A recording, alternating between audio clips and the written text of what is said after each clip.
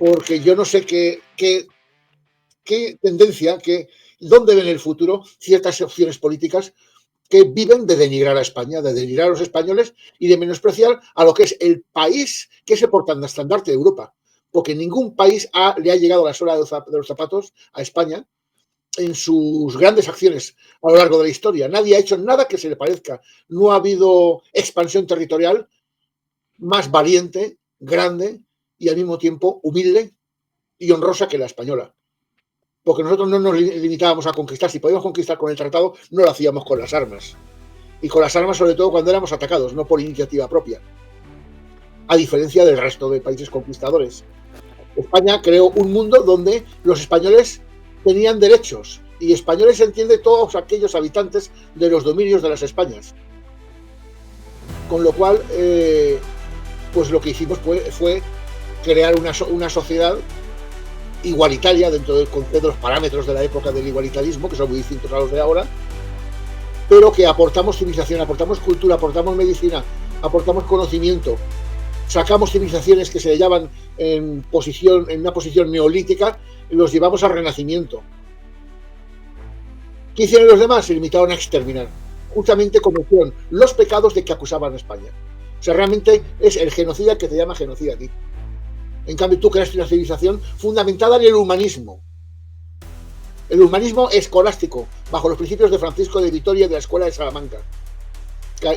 Que no por casualidad, pues son el origen, los fundamentos de los protoderechos humanos. Porque eso de concebir al conquistado como que tiene derechos, eso no había sido concebido nunca.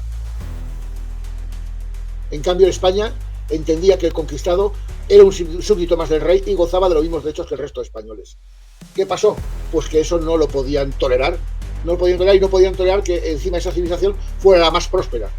Porque resulta ser que España partió de una base en que Europa estaba arruinada, que había perdido un 30% de su población como consecuencia de la peste negra y que estaba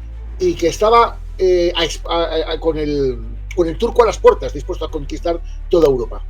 Al mismo tiempo que toda Europa estaba con el riesgo de caer en manos de los turcos, pues España al mismo tiempo se eliminaba el yugo islámico y cruzaba el Atlántico y unía Asia con Europa, creando una nueva ruta de la seda, porque la anterior estaba cortada por el Imperio Turco.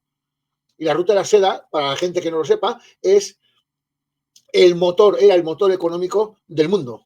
Si entendemos el mundo conocido en la época del triángulo Europa, Asia, África. La ruta de la seda es de miles de años que estaba alimentando el comercio intercontinental y había sido cortado súbitamente para Europa, con lo cual estábamos arruinándonos. En Centroeuropa ya no solo se morían de las guerras de religión o de las epidemias de peste, es que se morían de hambrunas. Y les quitamos el hambre a toda Europa simplemente aportando los productos que habíamos obtenido en América. Por ejemplo, la patata. Desde que plantamos la patata ya desaparecieron las recurrentes hambrunas que sufrían en todo centro y norte de Europa por falta de productividad de su agricultura. Entonces, ¿qué quiero decir? Europa sin España sería otra cosa. Porque España fue quien posibilitó que Europa pudiera seguir existiendo. ¿Cómo lo hizo?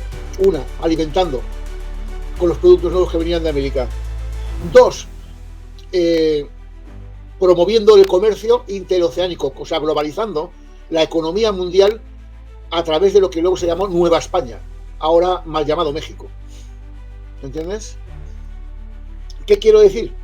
Que, vuelvo al principio, Europa no sería nada sin España. Si hay un país honorable y digno de reconocimiento, ese se llama España, por mucho que lo nieguen los centro y norte europeos, que mientras en España teníamos ciudades con alumbrado público, pues ellos seguían alumbrándose con antorchas y prácticamente seguían viviendo una cultura de bárbaros. La poquita cultura que tenían era la que habían podido absorber del Imperio Romano.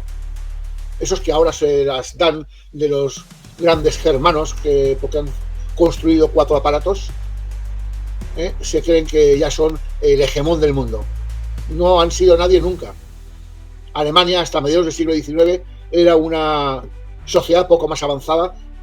Bueno, no era ni más avanzada que España, porque España competía con Inglaterra en la tecnología punta de la época, que era la tecnología naval, y eso ni lo soñaban ni alemanes, ni rusos, ni nadie.